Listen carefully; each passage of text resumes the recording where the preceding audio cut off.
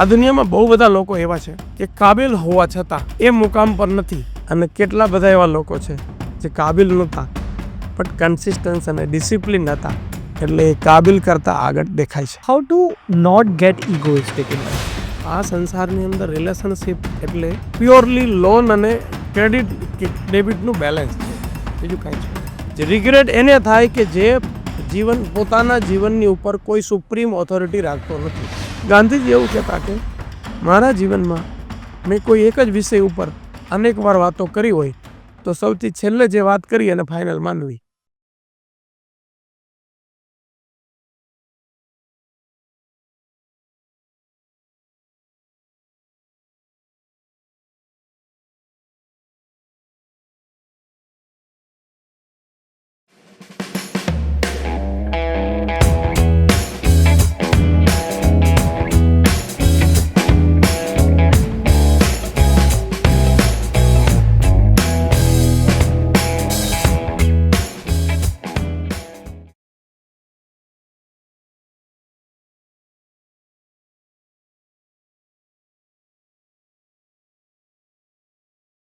ડિસિપ્લિનનું sir કેટલું મહત્વ છે?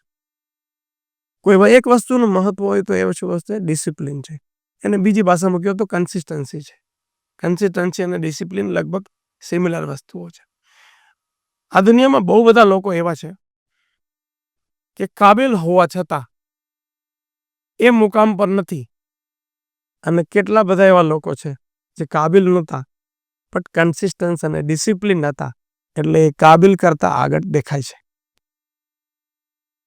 પણ સર ઘણા બધા એવા આર્ટિસ્ટ હોય છે કે જેમનો સૌથી મોટો કન્સર્ન હોય છે. જેમ આપણે જ્યારે પણ કોઈ આર્ટિસ્ટને ઇમેજિન કરીએ ને, તો કોઈ પેઇન્ટરને ઇમેજિન કરીએ તો આપણે મગજમાં કેવું આવે કે કેઓટિક લાઈફ હશે ને, એક રીતે એનો જે રૂમ હશે એ કેઓટિક હશે.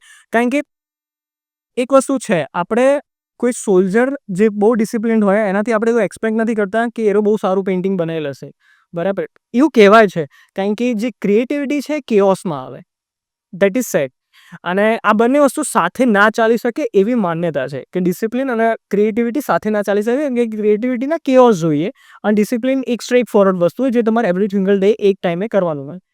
તો how can one person manage that? અને હું આ અગેન ફરીથી હું આ લીડરશિપના પર્સપેક્ટિવમાં પૂછવા માંગુ છું, કારણ કે I am very interested in that. So કોઈ બી લીડર હોય એને બંને થવું જોઈએ, એને કન્સિસ્ટન્ટ બી રહેવું પડે અને એને વારે કોન્ટેન્ટ ક્રિએશનની ફિલ્ડમાં અને ક્રિએટિવ પણ રહેવું પડે સાથે સાથે. તો how to deal with this things? એમાં કઈ ઇસ્યુ જ નથી. એમાં ઇસ્યુ શું છે? ડિસિપ્લિન રાખવામાં ક્રિએટિવિટી શું કામ મારી જાય? કેઓસ જતો રહે સર. ના, એવું નથી હોતું. તમે કાંઈ પણ વસ્તુ કલ્ટિવેટ કરી શકો છો. કોઈ પણ વસ્તુ કન્સિસ્ટન્સી પ્રયાસ કરીને કોઈ પણ વસ્તુને કરી શકાય છે. એમાં કંઈ એવું નથી કે તમારે આવું કરવું જ પડે. ઉલટાનું એ કેઓસના ચક્કરમાં લોકો આખું અનડિઝાઇન લાઈફ એવું બનાવી દે છે કે 2, 5, 10 વર્ષ પછી ક્યાંયનો નથી રહેતો. એને એમ થાય કે હું મારી ક્રિએટિવિટી આ ટાઈમે જ ખીલે છે, અમારે સવારમાં તો નહીં માહોલ જોઈએ, મને એવો માહોલ જોઈએ. અરે ભાઈ, એવું ના હોય. દુનિયાના તમે જેટલા બી સર્જકો છે, જે બી તમે જેને ફોલો કરો છો, તમે જે લાઈનથી બિલોંગ કરો છો, એમાં જુઓ ને બહુ બધા લોકો છે એને વિપરીત કન્ડિશનોમાં ક્રિએશનો કર્યા જ છે. તો ક્રિએશનને કોઈ કન્ડિશનની જરૂર નથી. એ તો તમારું મિથ છે, ઇન્ડિવિજ્યુઅલ મિથ છે.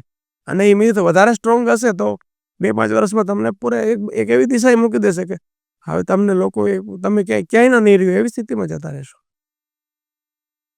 એને તમે કવચ બનાવી દીધું. તમારી લાઈફ બેટર થઈ શકતી હતી, એને તમે જાણી જોઈને કવચ બનાવી દીધું. Loop hole. હા, બિલકુલ. ફેસ સેવિંગ એક્ટિવિટી કરી દીધી. યસ. બુક્સનું સર કેટલું મહત્વ છે લાઈફ? ઘણું બધું. દરેકે પુસ્તક વાંચવી જોઈએ. પણ સર હવે આઉટડેટેડ નથી થઈ એક રીતે? સી, તમારા વિચારોને કેવી રીતે નાવીન્યતા આવશે? ક્રિએટિવિટી ક્યાંથી આવશે? તમે યુટ્યુબમાં કે વિડીયો ફોર્મમાં કે ઓડિયો ફોર્મમાં કોઈ વસ્તુ કરો, કોઈ વસ્તુને મતલબ તમે જુઓ કે સાંભળો, એને બદલે તમે પુસ્તક વાંચો, એ બેનું આખું અલગ જ સાયન્સ છે. આઉટડેટેડ કેવી રીતે થઈ શકે? એ બેનું સાયન્સ જ અલગ છે. લોકો ઉલટાનું નવી જનરેશન રીડિંગ વધારે કરે છે પહેલાંની સાપેક્ષમાં. ઇન્ડિયા હાઈએસ્ટ રીડર છે વર્લ્ડમાં. બધા જ યંગ લોકો રીડિંગમાં મતલબ એગ્રેસિવમાં છે. તો આઉટડેટેડ કેવી રીતે કહી શકાય? એક સર બહુ મોટો ઇશ્યુ જે સુપર સક્સેસફુલ લોકોને આવતો હોય છે અને એ ક્યારેક એક મોમેન્ટ પર એમની લાઈફમાં એ રહ્યા અહંકાર આવી જાય છે એક રીતે એમને અને જે એમનું એમની જે પોઝિશન હોય એમનો જે હોદ્દો હોય એના ઉપરથી નીચે આવી જાય કારણ કે ઈગો બધું ધ્વસ્ત કરી રાખે રાઈટ તો how to not get egoistic in life. આ સંસારમાં બે વસ્તુ છે ને, એને તમે સમજી લેશો તો તમારે ક્યારે રિવર્સ ચાલવું નહીં પડે. તમારું ક્યારે પતન થવાની સંભાવના ઓછી થઈ જશે. નંબર 1 મની, નંબર 2 ઇજ્જત, રિસ્પેક્ટ.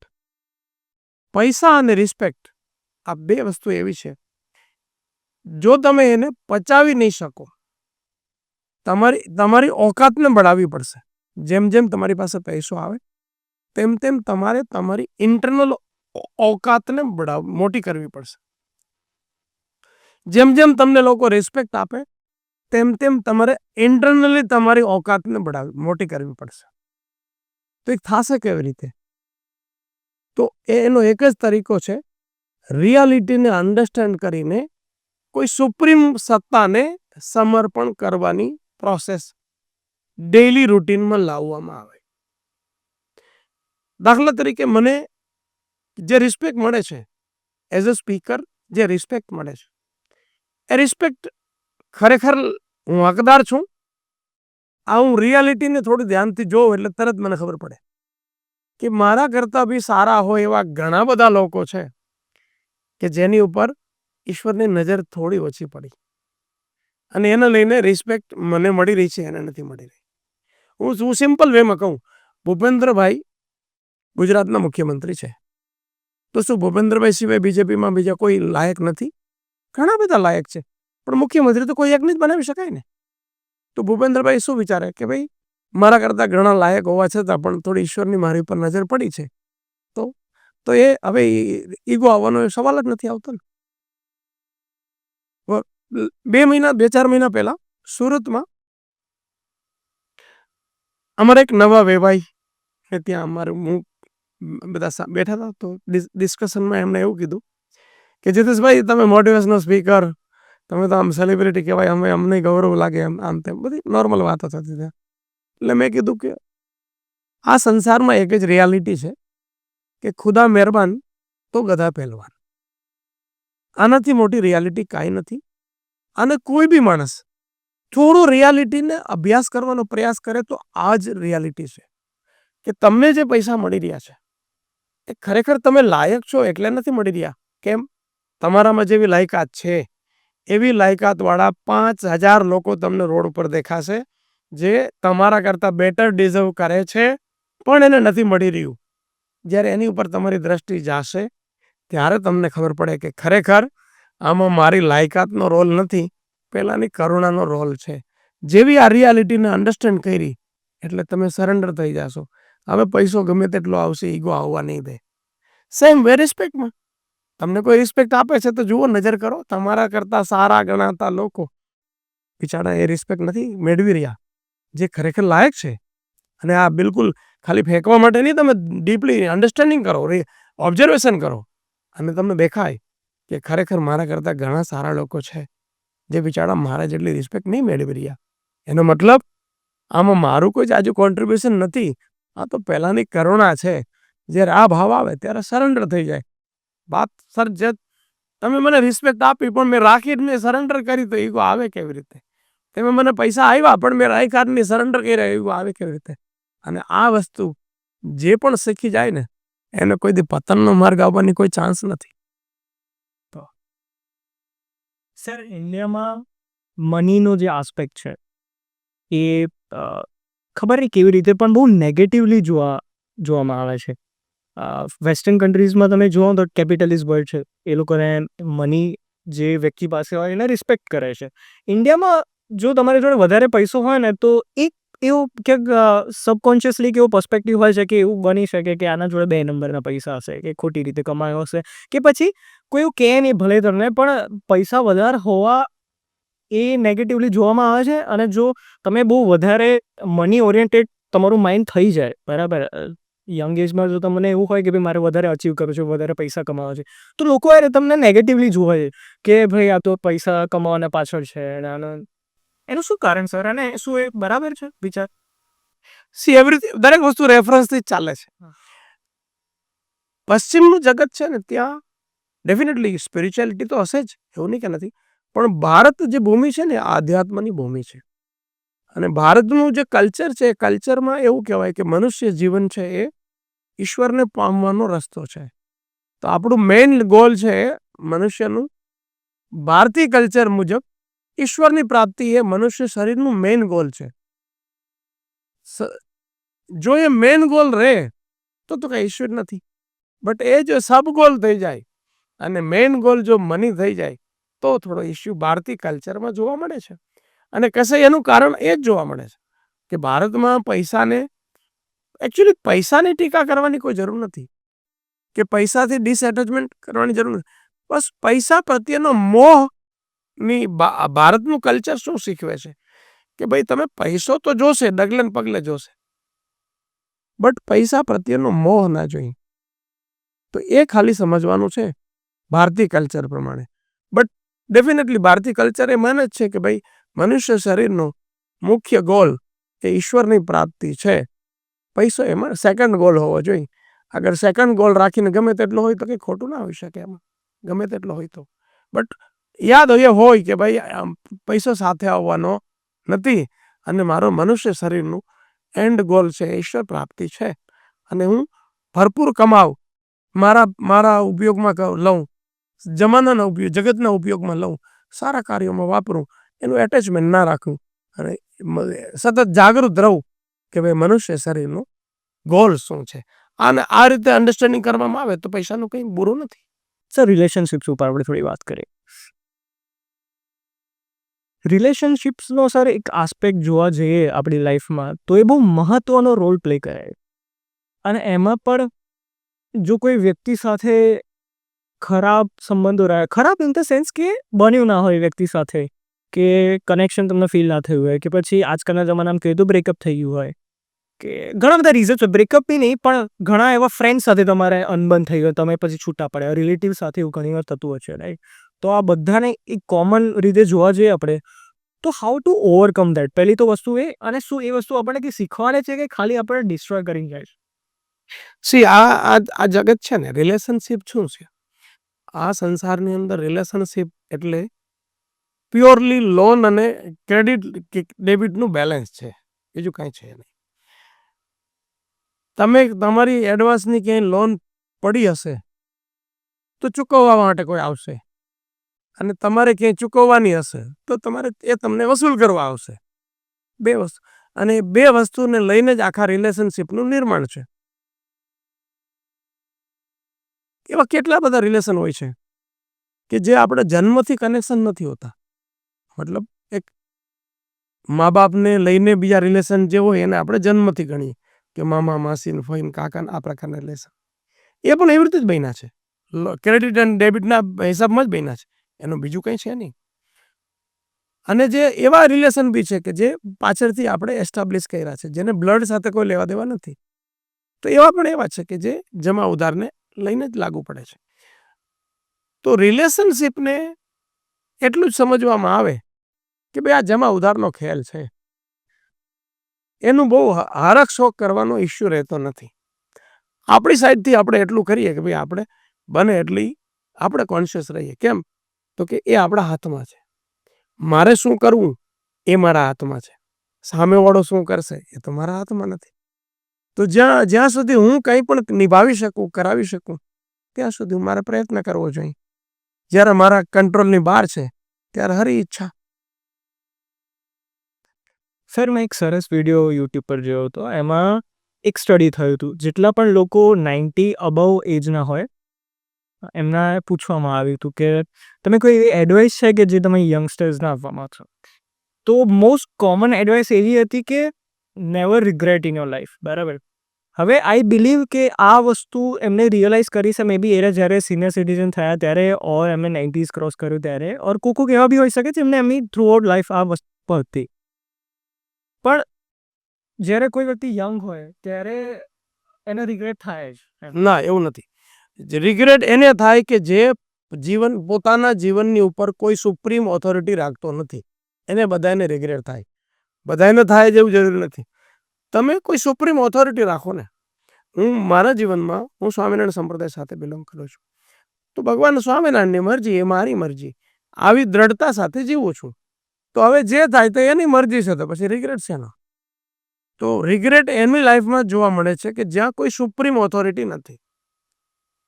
અગર તમારે રિગ્રેટથી બચવું છે તો સૌથી બેસ્ટ તરીકો છે તમે કોઈ એક ઈશ્વર સાથે અતિ દ્રઢતાથી જોડાઈ જાઓ. રામ, કૃષ્ણ, ઈશ્વર, અલ્લાહ, કોઈ પણ માતાજી, કોઈ પણ એવું કશું નથી, પણ એની સાથે દ્રઢતાથી જોડાઈ જાઓ, અતિ દ્રઢતાથી, કે ભાઈ હવે એમની મરજી, એની મરજી વગર પાંદડું પણ હાલે નહીં. આવી દ્રઢતાથી તમે નાસ્તિક છો તોય કાંઈ વાંધો નહીં, તો નેચર સાથે એવી દ્રઢતા બનાવી દો કે ભાઈ નેચરની મરજી. નાસ્તિક માટે નેચર સુપ્રીમ છે, પણ તમારી ઉપર કોઈ સુપ્રીમ તો હોવું જોઈએ.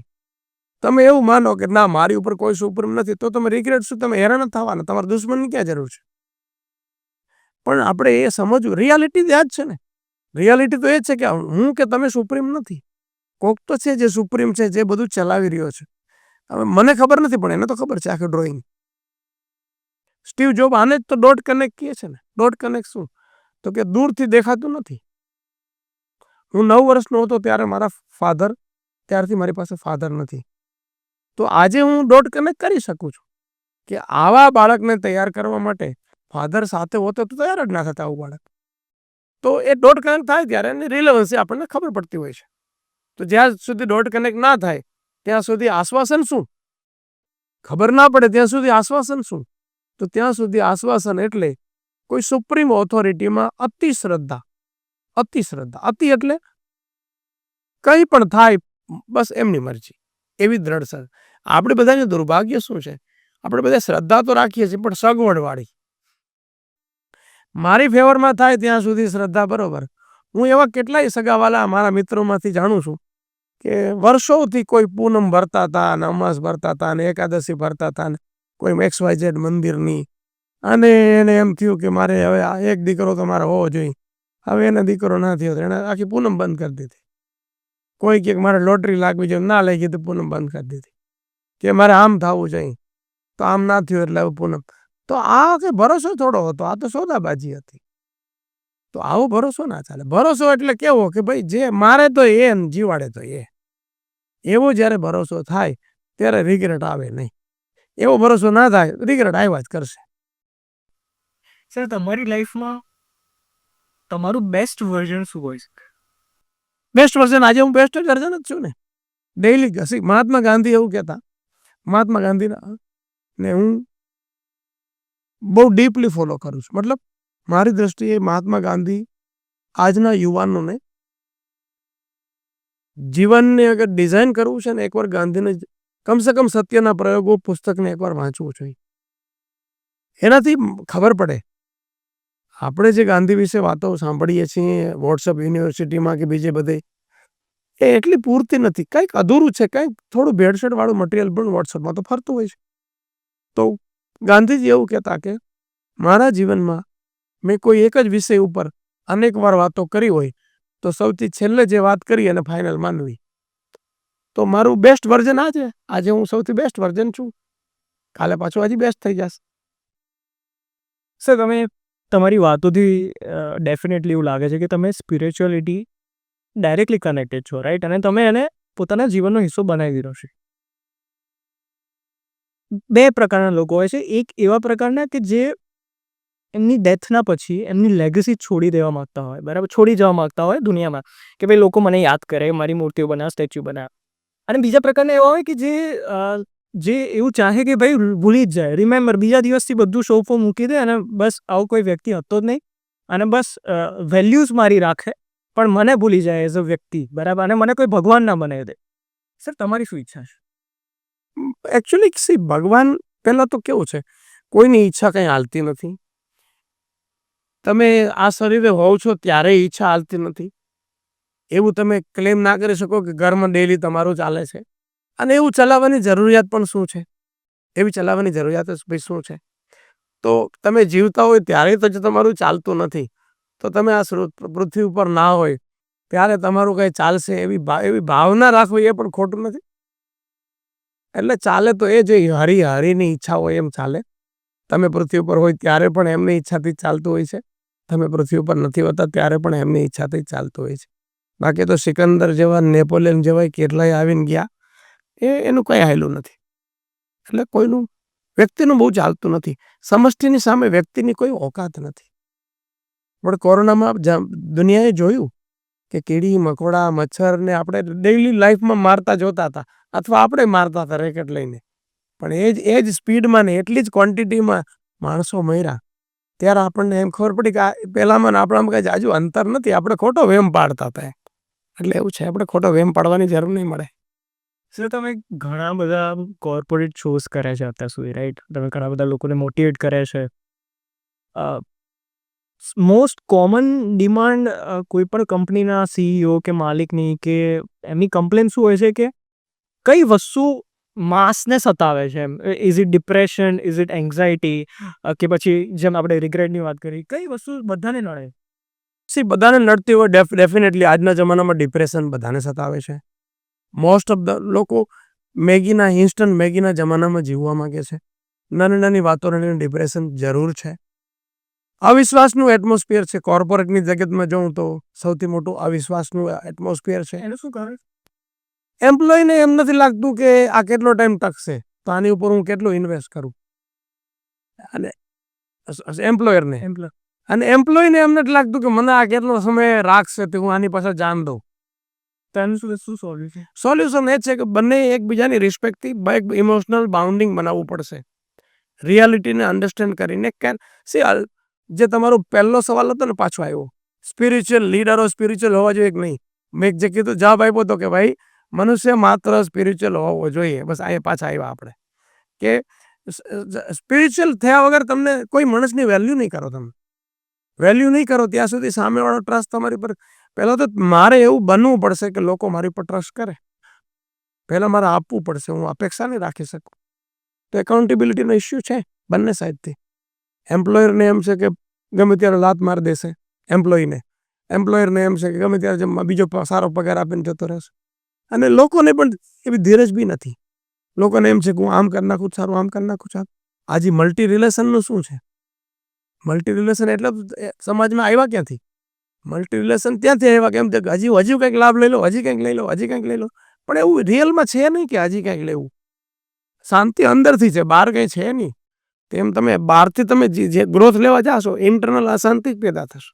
ઇઝ ઇટ બીકોઝ સર કોઈ પણ હ્યુમન બિંગ ઓલવેઝ કંઈક ના કંઈક કોન્કર કરવા માંગે, કંઈક નવું, કે પછી કોન્કર કરવું એ કંઈ બુરું થોડું છે. કોન્કર કરવું ધેટ ઇઝ ગુડ. બટ આને આ પર્સપેક્ટિવથી જોઈએ કે ઘણા બધા લોકો છે ને રિલેશનશિપ્સને આ રીતે જોવે છે કે ભાઈ મને કોઈ છોકરી ગમતી હતી અને જો મેં એને મારી લાઈફ પાર્ટનર બનાવી દીધી તો that's my goal is complete. Now what next? એમ ના, એવું નથી. ગોલ તો બની શકે ને. લાઈફની અંદર મેરેજ કરવો એ એક ગોલ હતો, પણ એ જ ગોલ હતો એવું થોડું છે. લાઈફમાં મેરેજ કરવા ડેફિનેટલી દરેક નહીં પણ નોર્મલ બધાનો ગોલ હોય કે ભાઈ આપણે મેરેજ કરીને સેટલ ડાઉન થઈ જાય એમ. પણ એ એક ગોલ છે. એ જ બધો જ ગોલ થોડો છે.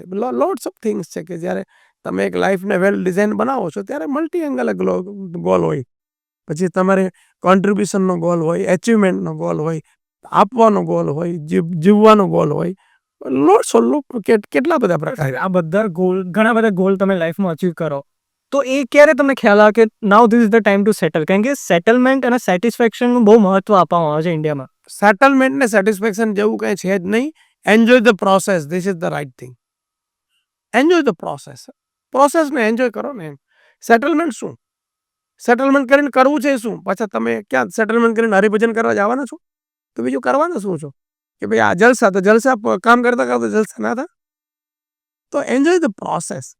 આપણે જે પ્રોસેસ કરીએ છીએ એને એન્જોય કરવાને બદલે કોઈ સુખની રાહ જોઈએ કે આ બધી પ્રોસેસ પતાવીને પછી હું સુખી થાઉં, એવું ના હોય. Enjoy the process. Any 5 books you would like to suggest? કોઈ મોટા ભાગે હું કોઈ પુસ્તકનું નામ બને ત્યાં સુધી નથી લેતો. હું કયા પ્રકારનું વાંચન કરવું જોઈએ એના વિશે જરૂર લોકોને કહેતો હોઉં છું. આ સંસારમાં 4 પ્રકારનું રીડિંગ કરવું જોઈએ મનુષ્ય માત્રએ. 4 પ્રકારનું reading. Number 1 thought reading.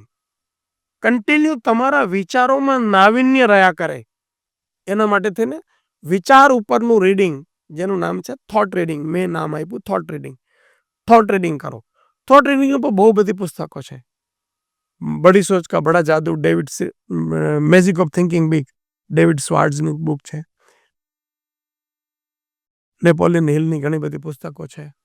Power of subconscious mind વિશેની, જેનાથી વિચાર ઉપર કંઈક ઇમ્પેક્ટ થાય એવી બધી પુસ્તકો. એનો એક સેગમેન્ટ એને હેલ્પ જોનરામાં આપણે કહી શકીએ એવા.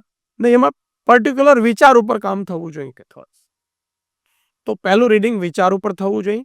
જેવી રીતે આપણા શરીરને ફિઝિકલી ડેઇલી સ્નાન કરાવવું જરૂરી છે, એવી રીતે આપણા વિચારોને સ્નાન થવું જરૂરી છે. અને આ વિચારો ઉપર રીડિંગ થયા કરવાથી નાવીન્યતા રહેશે. બીજું રીડિંગ હોવું જોઈએ બિહેવિયર રીડિંગ. વર્તન ઉપર હું શું કરું તો આ હવેના જમાનામાં now we have to learn people skill. હવેના જમાનામાં તમારે કેવી રીતે લોકોની સાથે ડીલ કરવું એ બહુ મોટી કળા છે. કે ભાઈ હું શું કરું તો બધા લોકો મારા પ્રેમમાં પડે, નોર્મલ પ્રેમમાં, મારી સાથે હંમેશા બધાના રિલેશન ગુડ હોય. તો એ છે બિહેવિયર રીડિંગ.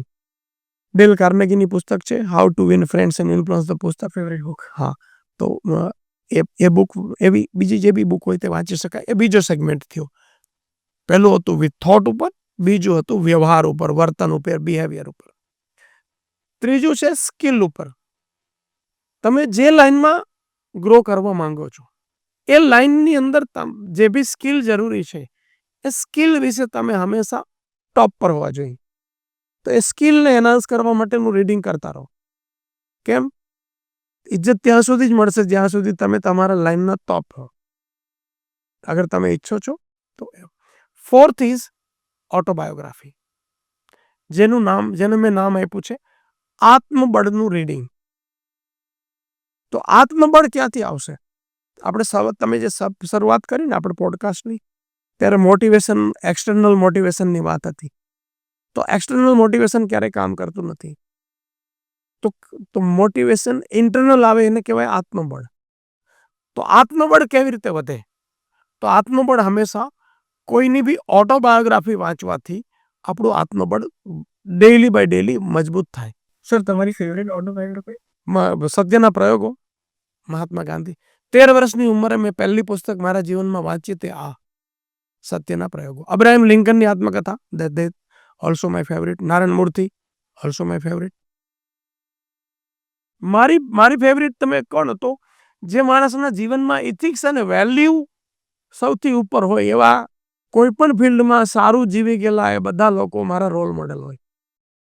ઇથિક્સ અને વેલ્યુને પહેલા નંબરે જીવનમાં સ્થાન આપ્યું હોય જેને. તો જ્યારે પણ આપણે ઓટોબાયોગ્રાફી વાંચીએ ને ત્યારે શું થાય? તો ત્યારે આપણી અંદરથી મોટિવેશન આવે. અને એ મોટિવેશન એવું આવે કે જ્યારે પણ હું કોઈની ઓટોબાયોગ્રાફી વાંચતો હોઉં ને તો હું રોઈ જાઉં કે મારા જીવનમાં તો કાંઈ છે જ નહીં, આના જીવનમાં તો જો યાર. તો અંદરથી આપણને એમ આપણું જીવન તો એકદમ મસ્ત લાગે એમ. તો એવું ફિલિંગ તમને ઇન્ટરનલ ભાવ ત્યારે બને કે જ્યારે તમે કોઈની ઓટોબાયોગ્રાફી વાંચો. અને આ 4 પ્રકારનું રીડિંગ કોઈ માણસ જીવનમાં કરે તો એ મલ્ટી એંગલે એક્સપ્લોર કરશે. એની કોઈ એંગલ બાકી નહીં રહે લાઈફનું, બધા એંગલમાં એ ગ્રો કરશે. What change you want to bring in this world? મને કોઈ પૂછવામાં, અથવા તો મારું હવે રેસ્ટ ઓફ ધ લાઈફ જીવવાનું પર્પસ શું છે? તો કે એકમાત્ર પર્પસ છે 12 વર્ષથી ઉપરના મનુષ્ય માત્રને મેન્ટલી રિસોર્સફુલ બનાવવામાં હેલ્પ કરવી. અને એટલે જ you have find a way કે જે મોટિવેટ કરવાનો છે. Not motivation, transformation and internal solution. Motivation તો એટલા માટે બોલવું પડે કે સોશિયલ મીડિયા ને ગૂગલના જમાનામાં મોટિવેશનલ સ્પીકર સિવાયના કોઈ વર્ડ જ અંદર છે નહીં. તમારે કોઈ કેટેગરી પકડવી હોય ને તો સિલેક્શનમાં લિમિટેશન્સ છે. તો મારા જેવા એ પણ એ પકડવો પડે. મેડિટેશન એનો કોઈ part? Meditation is also, this is the different things. Installation and મેડિટેશનને કોઈ ડાયરેક્ટ કનેક્શન નથી, પણ meditation is also different thing. પણ મેડિટેશનનો કોઈ રોલ આમાં તમે એને યુઝ કરી શકો? જસ્ટ ટુ કામ યોર માઇન્ડ? 1000% કરી શકાય. કેમ ના કરી શકાય? કરી શકાય. તો ઇન્ડિયન વે ઓફ લાઈફ, જે એક રીતે આપણે સનાતન વે ઓફ લાઈફ કહેતા હોય છે કે જે શુદ્ધ વિચારો, શુદ્ધ આચરણ વગેરે વગેરે. તો એ આનો રસ્તો એક રીતે હોય છે. સી એ બેઝલાઇન છે. એ બેઝલાઇનમાં આપણે આ 80 બિલિયન ન્યુરોન્સમાં પિક્ચર એસ્ટાબ્લિશ કરવાનું, એડ કરી દો એટલે 100 ને પે સુહાગા. Sir it was great to talk with you sir. બહુ મજા આવી તમારા સાથે વાત કરીને. અને હું આપણે દર્શકોમાં જો કોઈ પોડકાસ્ટર હોય, ગાંધીનગર અમદાવાદના હોય, તો એમને ચોક્કસથી કહેવા માગીશ કે sir is up to that, કે સર એમના સાથે પોડકાસ્ટ કરવા માગે છે, ઈચ્છે છે. ડેફિનેટલી 2025માં ગુજરાતમાં કોઈ પણ પોડકાસ્ટ સાથે without any condition I am ready, because now my focus on Gujarat. મારું મેક્સિમમ કન્ટેન્ટ હિન્દીમાં છે, તો now my focus is on Gujarati, કે હું ગુજરાતમાં છું. Special reason? હું ગુજરાતી છું ભાઈ, હું ગુજરાતી છું. 13 પેઢીથી તો પોરબંદર ડિસ્ટ્રિક્ટ મારું વતન છે, તો ભાઈ born and brought up Gujarati જ છું. તો ઘણીવાર કેવું હોય, નિયતિ કંઈક ડિઝાઇન કરતી હોય, તો એ નિયતિ એ ડિઝાઇન કર્યું અને હું હિન્દીમાં લાગી ગયો. ગુજરાતીમાં મેં આજે ક્યાંય કંઈ કામ નહીં કર્યું, અને મારું work be most of out of Gujarat વધારે હોય, તો અહીંયા નેચરલ એમાં હિન્દી ચાલે એટલે હિન્દી ચાલ્યું. હવે હું જાણી જોઈને ગુજરાતી ઉપર કામ કરવા માંગુ છું. અને બીજું હું દર્શકોને એક વાત એ કહેવા માંગુ કે જીતેશ ગઢિયા નામના કોઈ પણ platform, Facebook, Instagram, YouTube, LinkedIn, એમાં જરૂર કનેક્ટ થાય.